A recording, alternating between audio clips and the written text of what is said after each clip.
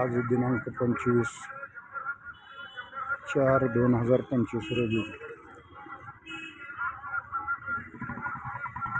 जम्मू काश्मीर राज्यातील पहलगाम जिल्ह्यातील जे मानवी निरपराध लोकांना गोळ्या झाडून जे हत्या केलेली आहे त्याच्या निषेधार्थ मराठवाड्यातील ढोकी येथे सकाळी 8 ते 5 या वेळेत पूर्ण 100% बंद पाळण्यात आलेला आहे आणि जाहीर निषेध केलेला आहे.